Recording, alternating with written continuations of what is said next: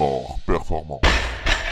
Allô tout le monde, bienvenue à ce nouveau podcast. Donc aujourd'hui, avant de commencer, on n'a pas de nouvelles, hein, non, pas de nouvelles aujourd'hui, à part que hier on a commandé des chandails Bimor, fait qu'on est super excités, là, on a hâte de les recevoir. C'est notre modèle plus classique, là, je dis ça comme si on avait une ligne de vêtements, là, mais on aime bien notre chandail noir, là, fait qu'on a recommandé de ce chandail-là.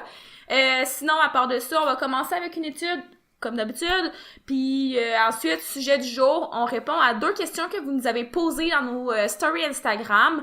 Donc, on avait plus de questions que ça, mais en fait, juste à ces 2 questions-là, on s'est dit que ça allait déjà faire un bon podcast. C'est des sujets quand même assez bien remplis, là, fait qu'on va avoir en masse de choses à dire. Sinon, toi, de ton côté? Pas grand chose à dire, je pense que ça fait quand même le résumé.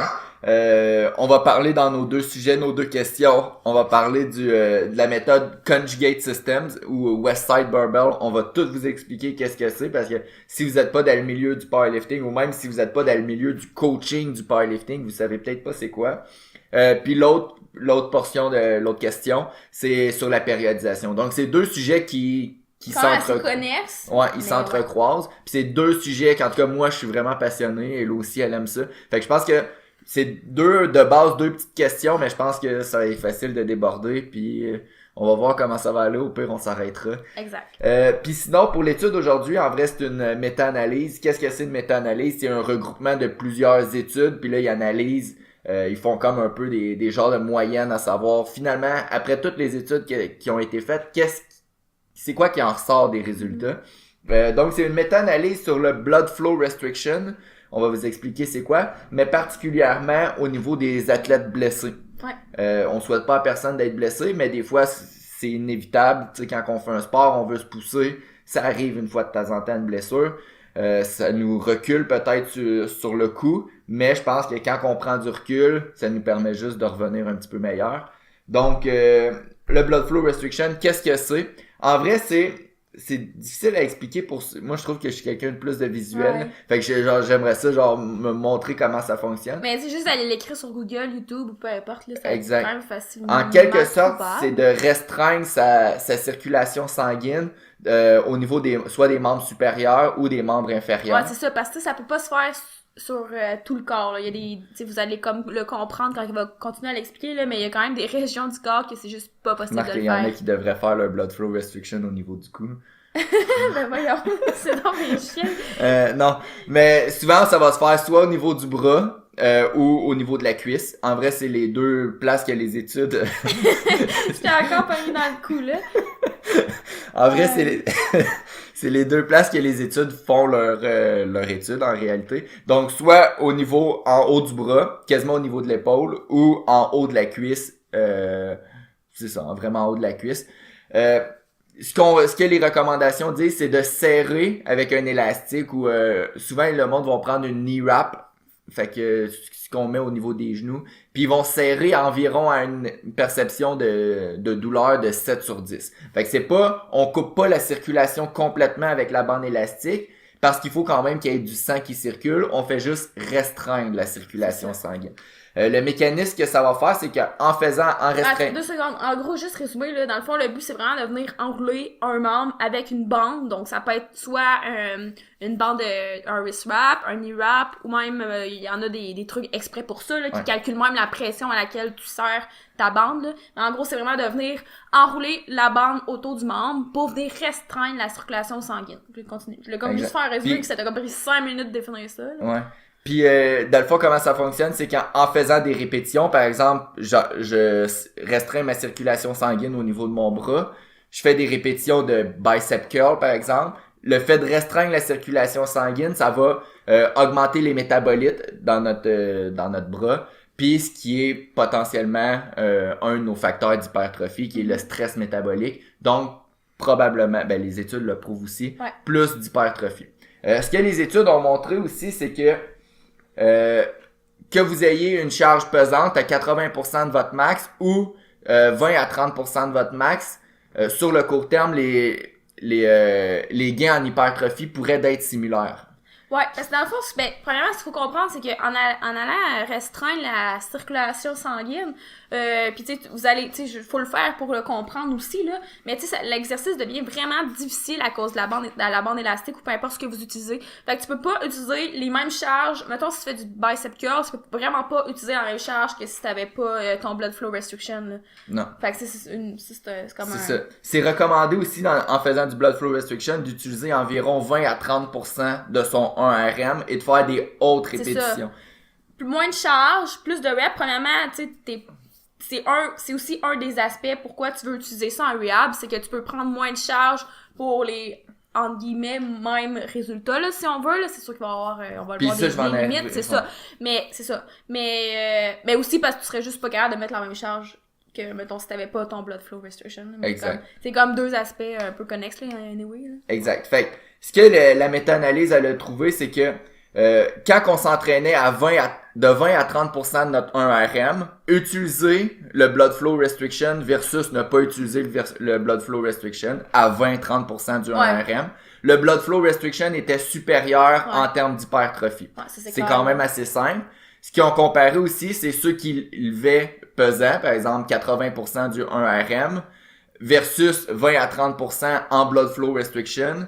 Ils ont pas vraiment vu de différence au niveau de l'hypertrophie. Fait que ça, c'est intéressant. C'est très intéressant. Pour ceux qui sont blessés, parce que ce que ça veut dire, c'est que tu peux t'entraîner très léger puis avoir les mêmes gains en hypertrophie. Mm-hmm. Finalement, quand on s'intéresse à la force, parce que je pense qu'il y a plus d'athlètes de powerlifting que d'athlètes de bodybuilding qui nous écoutent. Quand on s'intéresse à la force, quand ils ont comparé ceux qui levaient pesant, fait que par exemple 80% du 1RM versus 20 à 30% du 1RM en blood flow, le lever pesant a eu l'avantage sur la force. C'est normal, c'est de la spécificité. Plus t'es spécifique, plus tu vas gagner dans ce domaine-là. Exact. Par contre, il n'y avait pas une si grande différence que ça. Puis quand on demandait aux personnes de qualifier la douleur, parce que c'est dans une optique de rehab, ceux qui ont levé 80% et plus, ils ont rapporté avoir beaucoup plus de douleur que ceux qui ont levé 20-30% de leur 1RM. Fait que peut-être moins de gains en force, en vrai moins de gains en force, mais probablement plus soutenable pour un athlète blessé.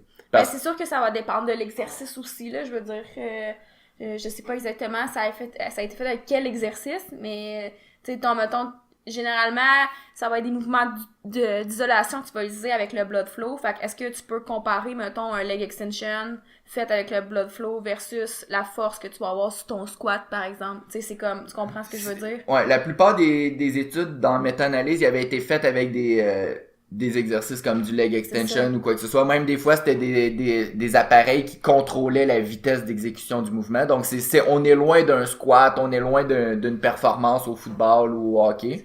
C'est quand même loin. Par contre, une affaire intéressante, si on parle de mouvements, des compound movements, ils ont regardé, tu sais, vu on peut pas s'enrouler le chest avec un blood flow restriction. Ils ont regardé qu'est-ce que ça faisait si on faisait du bench press puis on s'enroulait quand même les bras. Ce qu'ils ont remarqué, c'est que l'activation au niveau du pec était plus élevée avec le blood flow restriction que pas de blood flow restriction.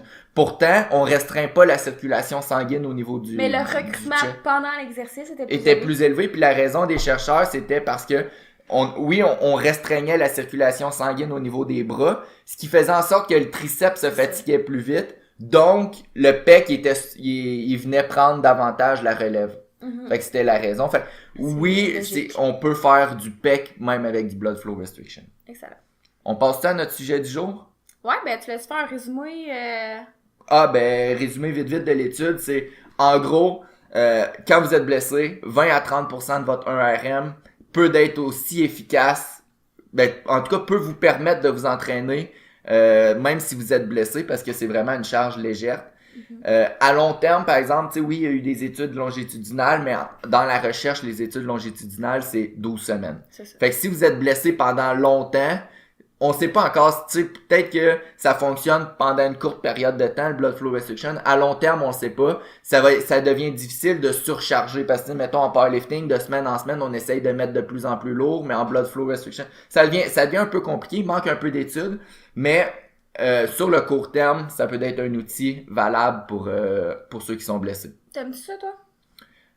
Ouais, ben oui puis non, c'est parce que je pense que j'ai pas nécessairement le bon matériel. Puis quand t'es toute seule à faire ça, c'est difficile moi non plus, moi aussi je suis de cet avis-là. C'est difficile de se rapper, comme surtout le haut du corps, le bas du corps c'est moins pire. Ouais.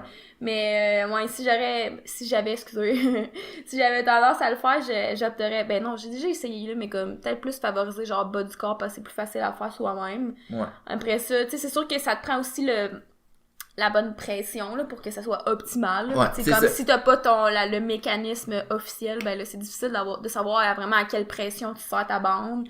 Mais Puis, c'est ça, les études disaient à 7 sur 10, là, c'est c'est quand même assez... c'est subjectif, ouais, c'est là, subjectif. c'est dur des fois. Puis c'est ça, mais comme les fois que je l'ai fait, c'était pour faire genre du bicep. Tu sais, j'avais aimé ça, mais comme c'était vraiment juste comme à la fin de mon entraînement, mettons. Ouais. Puis, Ah oui, c'est ça, tu sais, il y en a là des fois on va parler du blood flow restriction. Tu sais, je vois ça un peu comme plus comme mettons, un finisher dans mon C'est cas, ça. là. Puis il y en a finalement que ils vont mettre ça juste partout dans leur training. Ouais, c'est ça, c'est comme... Ouais, ça, c'est vrai, tu sais, j'ai vu ça, mais comme ça, on dirait comme... Je trouve que c'est too much, là. Puis on dirait que... Je sais pas. Moi, ça, c'est mon avis personnel, là. Aussi, même affaire, tu sais, je vois des entraîneurs des fois, c'est la nouvelle technique d'entraînement. Ouais, c'est ça. Puis là, ils vont mettre ça à tous leurs clients, puis Parce que, tu sais, là, on dit, tu peux entraîner avec 30% de ton max, puis tu vas autant de gains en hypertrophie. Tu sais, des fois, il y en a pour qui c'est comme alléchant, là. Moi, je trouve que, personnellement, non, c'est pas alléchant, là, mais comme... Ouais. Puis c'est ça, ben en gros... C'est plus dans une optique de performance, mais je pense que c'est comme... Tu sais, moi, je vois plus ça comme un outil de plus, mais c'est pas comme... C'est pas la base dans l'entraînement. Ça, si vous êtes blessé, une petite blessure à court terme, faire ça pour limiter les pertes, c'est excellent. Si vous voulez l'insérer vous êtes pas blessé, si vous voulez l'insérer à la fin de votre entraînement, parfait, mais faites pas ça genre comme, mettons, tout le temps. Pour faire du biceps, je trouve que ça se fait bien. Pour faire, par exemple, peut-être des thrusts, mettons, enroulés autour de la cuisse, je trouve que ça se fait bien aussi. Mais ça, encore là, je ferais pas comme tous les exercices du programme avec ça, là.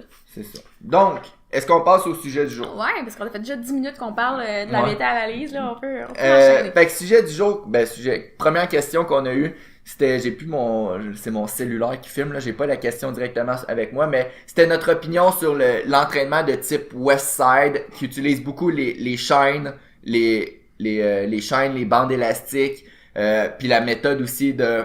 Leur méthode de périodisation. Exactement. Donc, est-ce qu'on commence par expliquer c'est quoi le système de Westside Barbell? Ouais. Okay. Bon, premièrement, Westside Barbell, c'est un gym. Fait que c'est pas un système en tant que tel. Eux, ce qu'ils utilisent, c'est le conjugate system. Fait que ça, c'est leur méthode de périodisation. Dans leur... est-ce qu'on parle un peu de c'est quoi le genre de personnes qui s'entraînent là? Puis quoi ouais, mais avant, mettons, quand on dit périodisation, là, je veux juste comme... tu sais, genre mettre ça au clair un peu, là. C'est un peu comment le coach ou l'athlète, peu importe qui fait ton programme, va arranger l'entraînement sur le court, moyen, long terme en vue d'avoir une performance optimale, par exemple, au jour J, dans un calendrier. Tu sais, la journée que tu mets un X dans ton calendrier, là, whatever, là. Fait que, tu sais, on peut séparer ça comme tes entraînements de la semaine, donc ça peut être au fil d'une semaine ce que tu fais, au fil du mois ce que tu fais, au fil de l'année ce que tu fais, donc il y a plusieurs façons de décortiquer ça, mais en gros, c'est un peu comment t'arranges ton entraînement pour avoir une performance optimale puis pour avoir des gains, là. À l'extrême, il y a même des coachs qui vont périodiser 4 ans à l'avance, donc ils vont faire un cycle olympique parce que les Jeux olympiques sont aux 4 ans. Ils vont planifier 4 ans à l'avance les entraînements de leurs athlètes. Ben, ça sera jamais coulé dans le béton, non, c'est sûr puis que plus pas. que c'est... Non, c'est ça, faudrait pas. Mais c'est sûr que plus que c'est fait sur le long terme, c'est sûr que plus que ça va être propice à avoir des changements. Mais c'est hyper important là, d'avoir, en tant que coach, d'avoir un plan en tête, une ligne directrice, tu sais, en fonction de c'est quand les périodes que t'es plus comme en off-season, on va dire, c'est quand tes périodes que t'es plus en compétition, c'est quand tes compétitions importantes, c'est laquelle la compétition la plus importante, parce que des fois, ça se peut que t'aies plusieurs compétitions, mais il y en a une seulement que tu veux vraiment performer à ton meilleur. Fait que tu sais, c'est plein de petits éléments comme ça qui rentrent dans la périodisation, puis sérieusement, c'est vraiment trippant à faire, là, en tant que coach, là, comme toutes les qu'est-ce qui englobe la périodisation, c'est vraiment super important. Puis tu sais, c'est pas juste de dire c'est quoi mon training aujourd'hui, tu sais, c'est de regarder aussi le volume, l'intensité, la récupération de l'athlète, c'est quand qu'on fait un deload, tu sais, c'est plein d'affaires puis c'est super le fun. Puis comme avec mes athlètes les plus intenses en powerlifting, moi je leur fais une périodisation sur 1 an, un peu comme tu disais, Hello. Puis bon, je prends mettons leur compétition la plus importante, c'est les championnats canadiens. À partir de là, ben, je sais que les semaines avant les championnats canadiens, ça va être notre phase qu'on va avoir, on va être le plus spécifique. On va faire squat, bench, deadlift en masse. Après ça, je vais me placer sur mon calendrier les autres compétitions de moins en moins importantes. Puis à partir de là, ben, je fais pas les entraînements un an d'avance, mais dans mon calendrier, je le sais que à cette date-là, on devrait être rendu à peu près là. Puis après ça, moi, je fais mes entraînements un mois d'avance des fois. Puis là, après ça, à chaque semaine, j'ajuste en fonction de ce que l'athlète me donne. C'est comme ça que ça devrait être fait parce que des fois... C'est sûr que des fois, tu peux pas le faire non plus. Il y a certains athlètes, quand ils sont, par exemple, nouveaux, tu peux pas prévoir un an d'avance. Tu peux même pas prévoir un an d'avance ce qui va se passer pour eux parce que...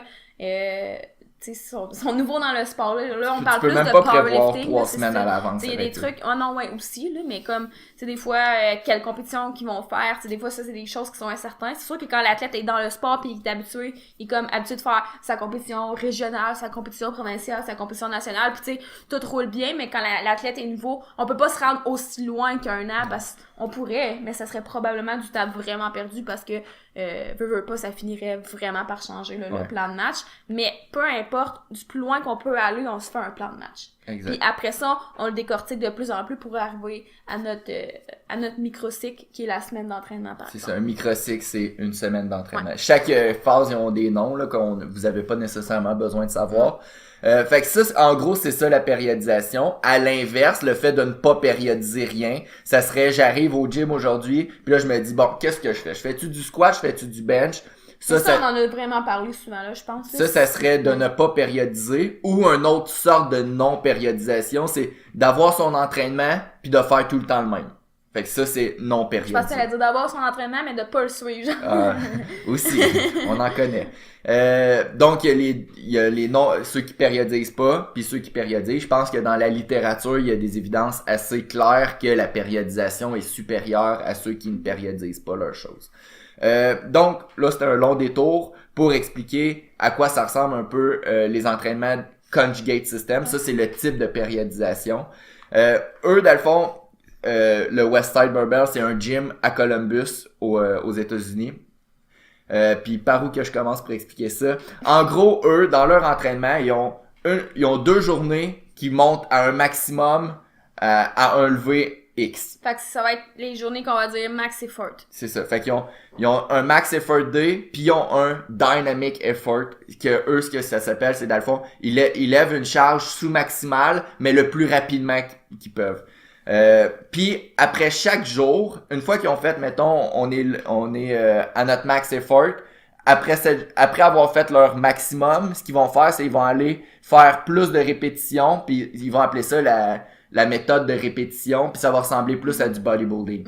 Fait qu'ils vont finir ça un peu style avec une pompe. Ils font ça pour les 4 jours, cette méthode-là. Fait à chaque jour, ça commence soit max effort ou dynamic effort, suivi de méthode de répétition, donc plus en haute répétition.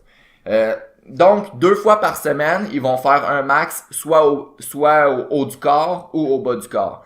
La spécificité, ce qui est pas spécifique, là, en tout cas, je me comprends. Ce qui est spécial du conjugate system, c'est qu'ils utilisent jamais les mouvements de compétition. Fait que oui, en compétition, ils font du squat, du bench, du deadlift, mais dans leur entraînement, quand ils vont monter à un maximum, ça sera jamais un squat de compétition, un bench de compétition ou un deadlift de compétition. Parce qu'on s'entend, ça serait hyper comme taxant, là. Je veux dire, ça serait vraiment contre-productif de faire tout le temps max au squat à chaque semaine ou max au deadlift ou max au bench. Fait que souvent, ils vont faire un max ça va ressembler à du press, là, mettons. Ça sera pas max au skull crusher. Mettons. C'est ça, ils feront pas un max au bicep curl, mais ça va être, mettons, un max au bench press avec une pause de 4 secondes, mettons, à poitrine. Ou peu importe. N'importe quelle ça va variante être de bench. Une variante de bench. Des fois, ça va être une variante d'épaule un petit peu plus. Ça peut être un shoulder press ou quelque chose de même. Mais c'est une variante. C'est jamais le bench ou le squat ou le deadlift de compétition. Fait que ça, c'est une particularité.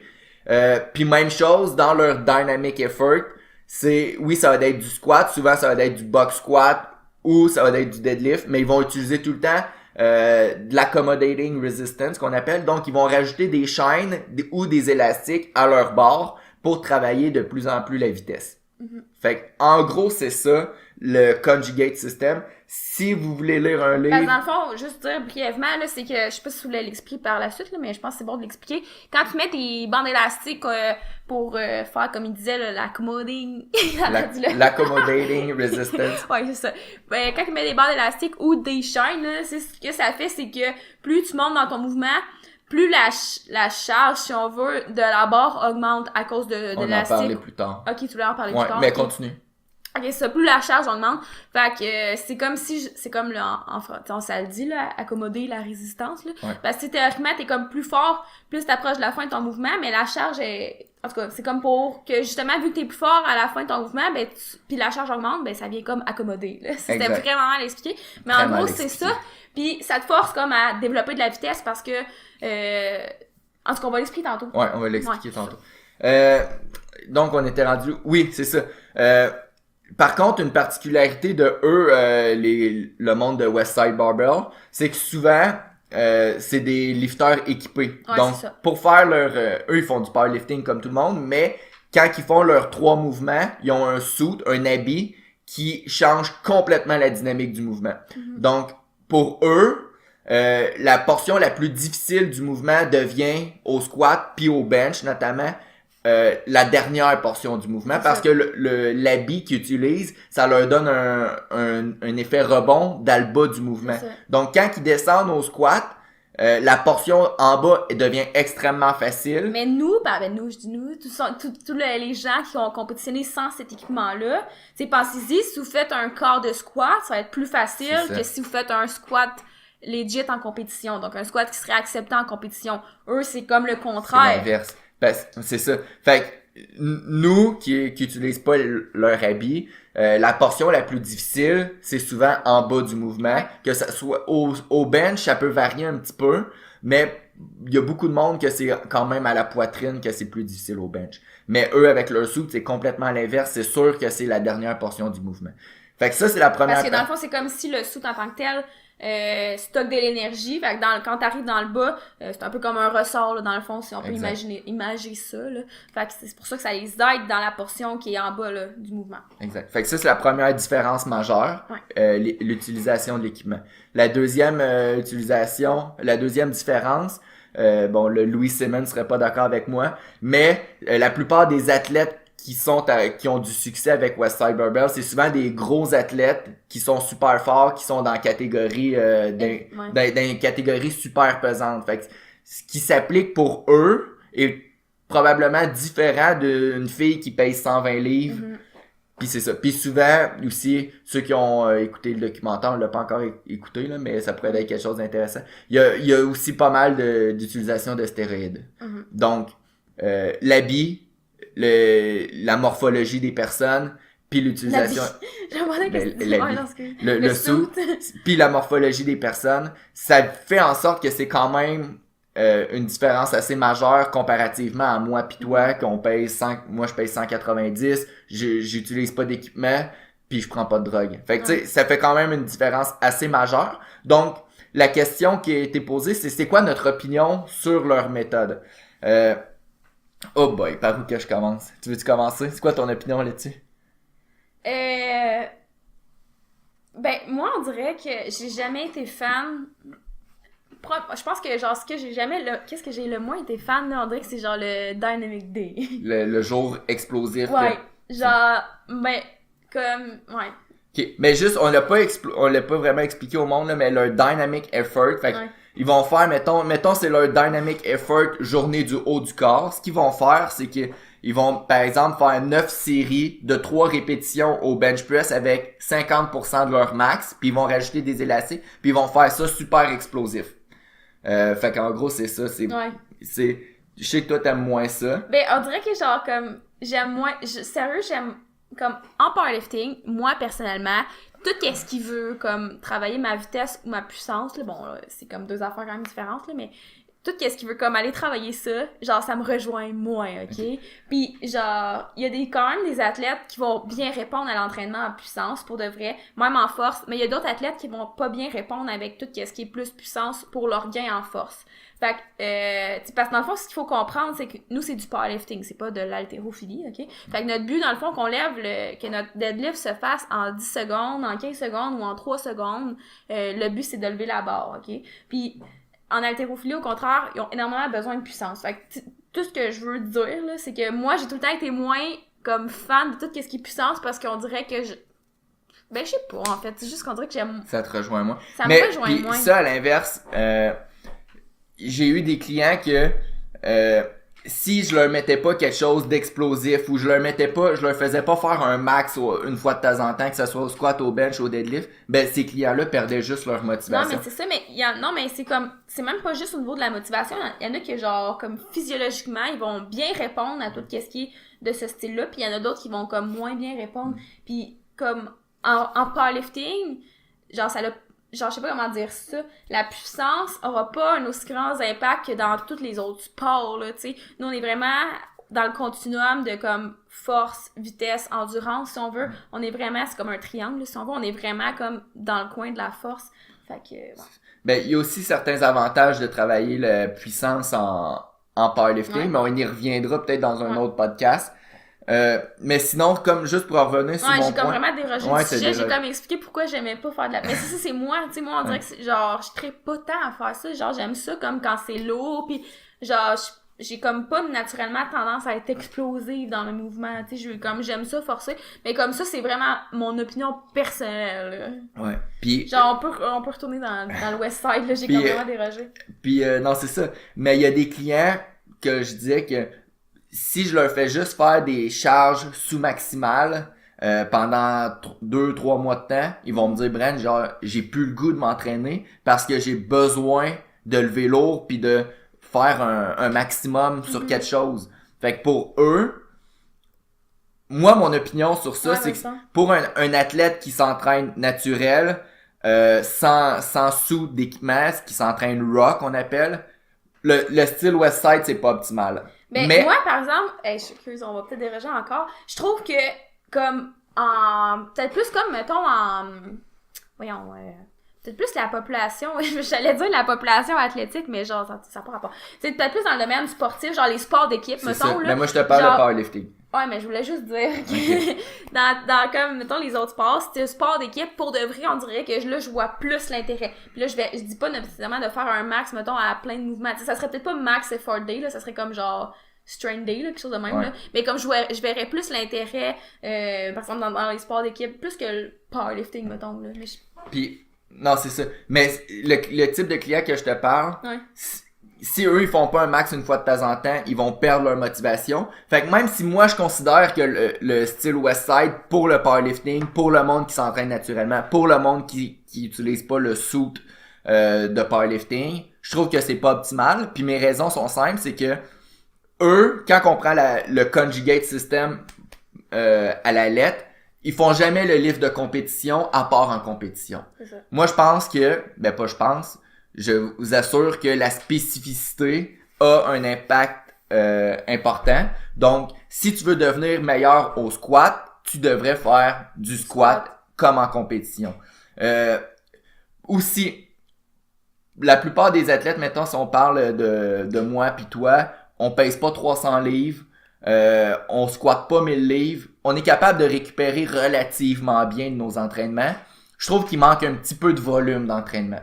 Parce que ils vont monter, mettons si on parle de... Ça, en plus, on le dit souvent, tu sais, vous bâtissez pas de la force en testant votre force, vous la bâtissez en... De plus en plus, par exemple, je m'entraîne pas à Columbus tous les jours, là. De plus en plus que je semble entendre là, de ce qui se passe là, de plus en plus, ils commencent à remplacer un peu leur max effort day par un 5x5 ou pour avoir un petit peu plus de volume. Mais ça, c'est quelque chose que je suis peut-être un petit peu plus d'accord. Je trouve qu'il leur manque un petit peu de volume, particulièrement pour les athlètes moins forts, puis souvent plus petits. Je trouve qu'il manque de volume. Fait que manque de spécificité, manque de volume. Puis si quelqu'un veut rester dans la même catégorie de poids, ben leur fin de training, la méthode de répétition qu'on appelle, ben c'est carrément pour gagner du muscle. Puis ils font juste de la pompe. Ben ça, je m'excuse, mais tu le ferais anyway. Ça, j'aime ça. Mais si on parle d'un entraînement comme pour quelqu'un qui veut performer en powerlifting, genre le fait de faire 90% de ton entraînement juste de la pompe comme un bodybuilder, je trouve que oui, ça manque un petit peu de spécificité, puis c'est parfait pour quelqu'un qui veut changer de catégorie de poids puis gagner de la masse, parce qu'on l'a expliqué, je pense, dans un podcast que au final, c'est quand même le muscle qui bouge la charge, mais ça a quand même ses limites si quelqu'un veut rester dans la même catégorie de poids. Fait moi, je trouve que c'est pas optimal, mais il y a des athlètes pour qui, même si l'athlète elle pèse 120 livres, c'est une fille, elle est capable de tolérer du volume en masse, peut-être que pour elle, ça va être optimal. Mais là, tu viens de dire le contraire. Non, je sais. Peut-être que pour elle, ça va être optimal parce que c'est ça qui la motive, puis c'est pour ça qu'elle s'entraîne, puis c'est ça qu'elle aime faire le plus. Tu comprends? Ça semble de voir quelqu'un, ouais, moi là, je m'entraîne juste si tu me donnes du Westside. Mais c'est ça, non, mais tu sais, des fois, il y a rien à expliquer. On a beau avoir toute la science, puis n'importe quoi pour avoir les recherches qui nous dit l'entraînement optimal, c'est ça. Au début, j'ai comme tellement dérogé quand tu m'as demandé mon opinion, parce que c'était vraiment comme mon opinion personnelle, puis comme moi, ça m'a, genre le style de modèle m'attire comme vraiment pas, là. Genre, j'ai besoin de faire mon squat complet, bench complet, deadlift complet. Tu sais, genre, ça, c'est mes journées le fun, là, parce que c'est genre mes mouvements préférés, là, pis genre, c'est ça, le Dynamic Day, genre, sérieux, il m'attire comme fuck all. La méthode répétition, ça, c'est sûr que oui, mais genre, tu comprends, là? Puis moi, c'était vraiment comme personnel, puis c'était comme overall, quand je regarde le style de training, ça m'interpelle pas, moi. Fait je dois pas être la seule, là, quand même. Moi, je serais pas porté à le donner à un de mes clients parce qu'il me dit genre c'est quoi ça, blablabla. Je serais pas porté à y donner. Mais si je vois que cette personne-là a besoin de lever lourd, a besoin de lever explosif, je vais peut-être avoir tendance à y donner, même si la personne s'entraîne drug-free, sans équipement, puis que c'est une petite personne. Fait que je pense que ça fait le tour. Ouais, on a quand même débordé, comme on a dit, c'est des sujets qui nous passionnent. C'est ça, puis comme je disais, moi, pour vrai, tu sais, je vois plus ça comme dans un entraînement, plus pour comme genre les team sports, les sports d'équipe, genre, tu sais, que t'as une journée force, une journée comme puissance, puis t'as aussi du volume d'hypertrophie quand même à travers ça, tu sais, je trouve que c'est comme plus intéressant pour vrai, là, puis genre, ça serait pas max effort, là, j'aime pas genre tant le... Non, moi je remplacerais, puis tu sais, après ça, souvent le monde, ils disent... ben je fais du Westside, puis finalement ils remplacent ça serait vraiment Westside modifié, là. C'est ça, souvent le monde il remplace tellement des affaires que c'est plus du conjugate system, c'est rendu ta propre méthode d'entraînement. Mais moi, j'aurais tendance à remplacer par exemple le max effort par un 5x5 ou quelque chose comme un 6x4, tu sais, un petit peu plus de volume. Puis gars, je pense qu'on répondra pas à l'autre question parce que ça fait déjà quasiment 35 minutes là. Mais je conclurai aussi par un autre des avantages du Westside, là, c'est que les gars s'entraînent tous en gang. Ouais. Puis c'est l'ambiance qui change beaucoup. C'est différent de faire du Westside tout seul que le faire en gang comme eux qui le font. Puis là, ils sont tous là à s'encourager. Surtout autant que ce soit le max effort que le dynamic effort. Ils sont tous là pis sont ah ouais, pousse, explosif. Genre, ça change un petit peu la mentalité. Puis même dans la méthode de répétition, enfin quand ils font de la pompe, ils sont deux, puis là ils se poussent, t'es capable d'en faire 5 autres. C'est le fun, ça. C'est le fun, puis genre, il y a pas d'étude qui dit le Westside fonctionne à cause de ça, mais je pense que c'est un facteur déterminant qui fait en sorte que les gars qui s'entraînent là, ben oui, ils ont battu des centaines de records du monde, puis qui continuent à en battre, parce que les gars, ils s'entraînent comme des machines. Puis une affaire que tu disais que je l'utiliserais pour les team sports, les sports d'équipe. Même principe, les gars sont en équipe, ou les filles, là, sont en équipe, puis ça leur permet de se pousser entre eux. Peut-être que c'est quelque chose qu'ils feraient pas s'ils feraient tout seuls. Puis, tu penses quoi de l'utilisation des chaînes pis des bandes élastiques? Bon, T'es-tu plus team chaîne ou team élastique? Je suis plus team... Pour le powerlifting, moi, je suis plus team chaîne. Ben, je pense que les deux ont leur place. Mais en powerlifting, moi, personnellement, j'aime mieux les chaînes. J'aime mieux les chaînes aussi. Une chose que je trouve difficile des élastiques... Moi, j'en fais jamais mieux. Tout ça, j'en fais jamais. Non, ben moi non plus, j'en fais jamais des chaînes. Parce que moi, genre, j'aime ça quand c'est simple, là, puis je peux déjà commencer mon exercice sans devoir ajuster les chaînes, les élastiques. Genre, j'aime ça quand c'est simple, rapide, efficace. Avec, tu sais, ça revient au même qu'avec le blood flow. C'est comme du gossage à la fin. Ouais. Faut que tu fasses. Des fois, t'as déjà ta pompe, là, faut que tu fasses du gossage en tout cas. Exact. Puis, par exemple, on peut en parler là tout de suite des avantages, des désavantages des chaînes puis des bands, puis on va finir le podcast là parce que genre on a débordé un peu. Dans le fond, un des avantages des chaînes, des élastiques puis aussi des chaînes, c'est que la dernière portion du mouvement devient un petit peu plus difficile que la première portion. Comme on disait mouvement. tantôt, si tu prends ton squat, ben si tu faisais juste un quart de squat, ça serait plus facile que de faire un squat complet. Fait que quand t'arrives en haut, généralement c'est comme une portion qui est plus facile. Fait qu'en allant rajouter des chaînes ou des bandes élastiques, ben ça permet de surcharger cette portion-là, puis d'avoir comme une accommodating resistance. Très bien dit. Yes. Par contre, comme on l'a dit déjà tantôt ça, mais quand que en compétition tu lifts sans équipement de powerlifting, ta portion en bas, c'est déjà la portion la plus difficile. Donc avec les chaînes puis les élastiques, tu viens pas nécessairement surcharger la portion qui est difficile. Fait dans le fond, ta charge est limitée par ta capacité à être assez fort dans le bas du mouvement, si on veut. Là. Fait que je suis moins fan des chaînes, des élastiques pour quelqu'un qui s'entraîne raw. Par contre, au deadlift, des fois, ça arrive souvent que le monde va manquer leur deadlift au lockout. Donc ça peut être intéressant d'utiliser les chaînes, les élastiques au deadlift, puis même au bench. Au squat, je suis pas fan. Surtout qu'au squat, particulièrement les élastiques vont vous tirer vers le bas. Puis souvent, c'est pas rare que le monde va commencer déjà à avoir mal aux coudes, mal aux épaules, parce que ça leur crée beaucoup de pression en haut du mouvement. Puis là, c'est une des raisons pourquoi j'aime mieux les chaînes, par exemple. Là. C'est ça, parce que ça crée moins de pression sur le dos, sur le... Ouais. Fait que aussi...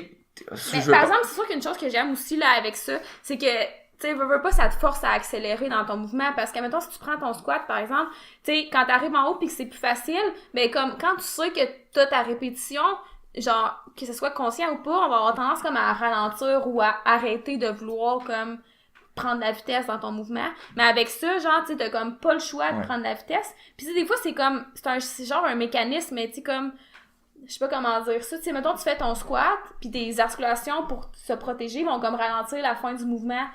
Tu comprends ce que je veux dire? Fait que tu sais, avec l'élastique, c'est ça vient comme un peu désactiver ça, fait que ça te permet vraiment d'accélérer jusqu'à la fin. Ça te permet c'est pour ça que c'est efficace aussi pour travailler la puissance puis la vitesse. Un outil intéressant, par exemple, des chaînes puis des élastiques. Un outil? Ben, les chaînes. Un avantage, c'est que c'est le fun de travailler avec ça quand c'est une optique d'hypertrophie. Parce que ça permet, même si, mettons, ton mouvement il est plus difficile dans le bas du mouvement quand tu t'entraînes raw. Ça fait, comme on a dit, l'accommodating resistance. Fait que ça fait en sorte que ton mouvement il est difficile partout égal. Fait que ton muscle il est tout le temps extrêmement sous tension. Donc, moi j'aime ça l'utiliser en hypertrophie pour justement cette raison-là. Ton muscle il est tout le temps sous tension. Puis aussi peut-être, ça c'est, j'avais pas prévu en parler là, mais dans une optique de blessure, peut-être que le monde le savent pas là, mais j'ai déjà eu une hernie discale. Puis quand je squat, je bench, je deadlift trop lourd, trop souvent, je commence à avoir mal dans le dos. Fait que souvent, ce que je peux faire, c'est que c'est la portion du bas du mouvement qui me fait mal dans le dos. Fait que par exemple, au hack squat, je sais pas si le monde ils savent tout c'est quoi un hack squat, ça ressemble à un leg press. Je vais mettre les élastiques à l'envers. Fait que ça va décharger ma portion en bas du mouvement, puis ça va rendre juste la dernière portion plus difficile. Fait que dans le fond, c'est comme un peu le contraire, là, quand il arrive, ben, en tout cas. C'est du reverse bend. Ouais, c'est ça. C'est dur à dire verbalement, mais dans le fond, c'est ça. Quand il arrive dans le bas de son mouvement, ben, c'est comme s'il y a moins de charge. Fait que ça donne un petit break. C'est ça, mon bas de dos, il est pas aussi surchargé, dans le bas du mouvement qu'il devrait l'être. Fait que ça, c'est quelque chose que je trouve intéressant.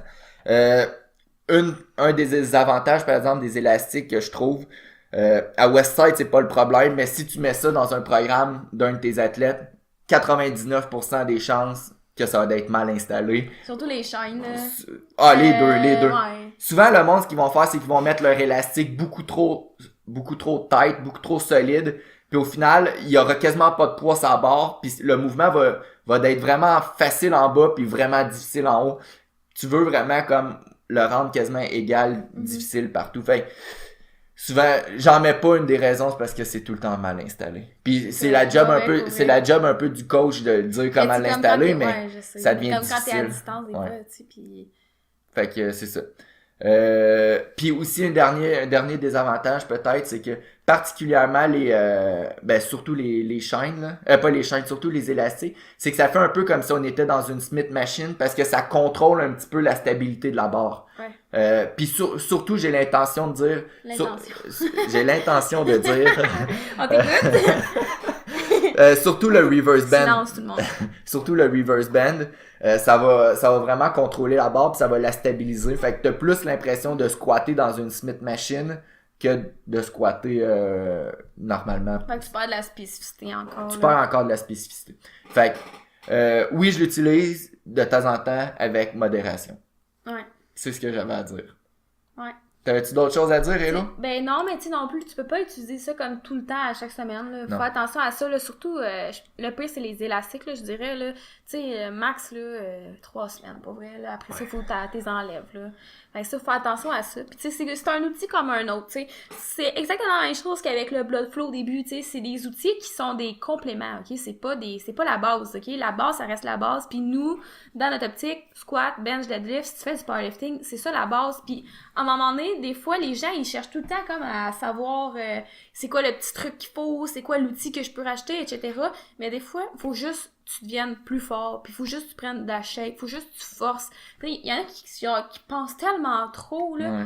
Puis genre, c'est une erreur, je pense, peut-être aussi qu'on a fait, nous voulons en faire trop, whatever. Mais sérieusement, il y a rien qui bat de maîtriser la base, ok? Puis, tu sais, d'être constant, de faire les affaires que t'as à faire. À long terme, c'est ça qui va payer. Il y en a tout le temps qui deviennent champions du monde quand ça fait 1 an qu'ils s'entraînent, là. Ouais. Mais c'est une minorité. La plupart du monde qui sont super forts à 40 ans, c'est parce que ça fait 22 ans qu'ils font ça. Fait, ouais, mais tu sais, les gens qui deviennent des champions du monde en 1 an, là, souvent ces gens-là ont un background, là, genre. Ouais, souvent. Ben, sérieux, ça, là, l'affaire qui me gosse le plus, là, c'est le monde, genre, ça fait ça, mettons. Non, mais, genre, c'est sûr que toutes les tops au monde, on va se dire, là, gang, toutes les tops au monde ont une bonne génétique pour le sport qu'ils pratiquent. Ouais. Ça, c'est clair, ok? Ils ont une génétique qui les favorise, ok? Mais comme, à quel point les gens, genre, vous devez comme, pas blâmer, là, mais comme, dire que c'est leur génétique qui les rend là, ou dire que c'est leur génétique qui leur donne cette shape-là. Genre, pour vrai, ça me gosse parce que, derrière n'importe quel champion, là, il y a des heures d'entraînement, puis il y a des heures de discipline, puis des heures de motivation, puis oui, des heures que ça a moins bien été, mais qu'ils ont passé à travers quelque chose, tu comprends-tu? Ouais. Tu sais, genre, il y a tellement quelque chose derrière chaque bon athlète que, genre, c'est rare que tu t'entraînes, en 1 an, tu deviens champion du monde, puis t'as rien fait d'autre dans ta vie, tu sais. Non, c'est ça. Le powerlifting, pour vrai, c'est un sport qui grandit, puis on est comme content de faire partie de ce grandissage de sport-là. Puis, j'invente des mots aujourd'hui. Ah, je sais. Puis, qu'est-ce que je voulais dire? Je sais pas. Moi, c'est juste ça, genre, oui, la génétique a un impact dans vos performances, dans n'importe quel champion, mais genre, arrêtez de genre utiliser ça comme excuse pour cette personne-là a réussi, ou moi, je réussis pas à cause de ma génétique. Genre, sérieusement, c'est genre le mot que je déteste le plus, là. Genre, j'essaie de pas trop penser à ça, parce que sérieusement, ça me gosse. Ok, mais je me souviens ce que je voulais dire. Vas-y. Ouais, c'est ça. De plus en plus, le sport de powerlifting grandit. Peut-être que, v'là une couple d'années, oui, il y avait des athlètes qui s'entraînaient bien, puis qui étaient juste vraiment chanceux génétiquement, puis qui y arrivaient à performer au niveau mondial.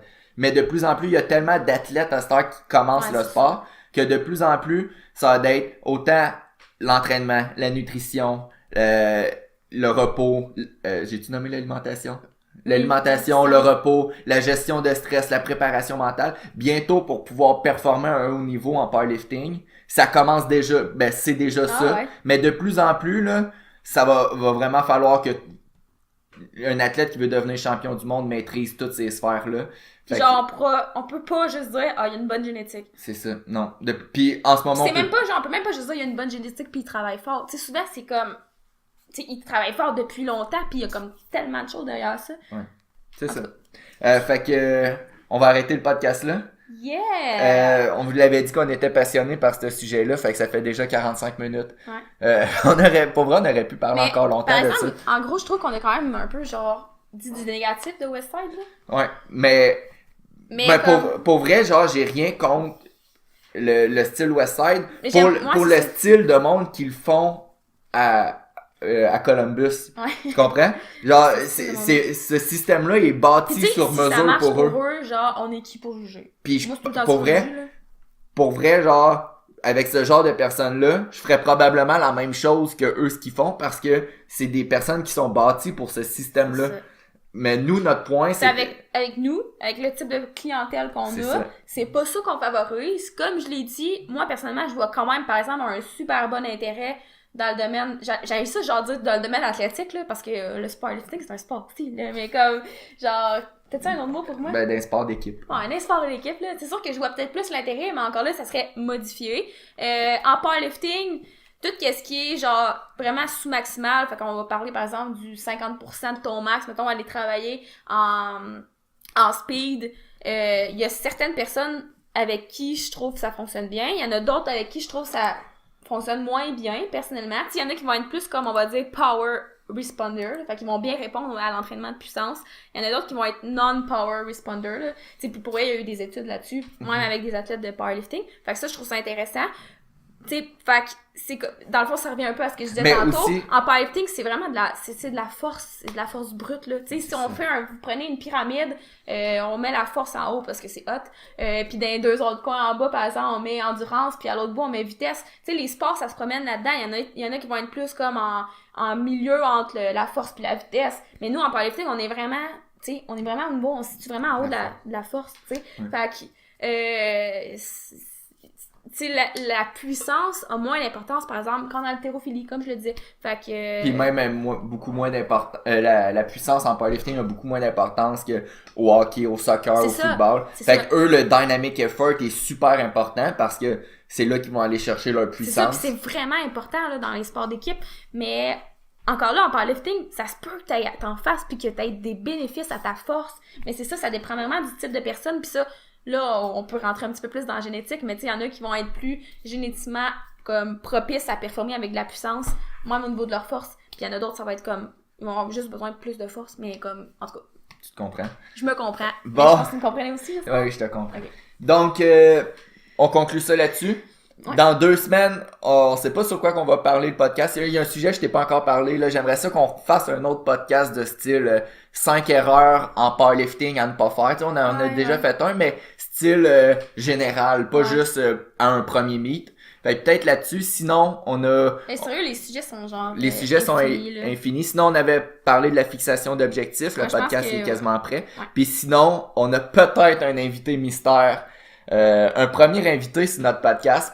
Laissez-nous du feedback à savoir si c'est quelque chose que vous aimeriez qu'on fasse souvent. Le fait d'inviter un spécialiste dans son domaine. Fait que... question, Hello? Non. Commentaire? Ouais. Fait que sur ça, on va se dire à dans 2 semaines pour notre prochain épisode. Merci d'avoir été là et à dans 2 semaines. Yes. Bimor performant.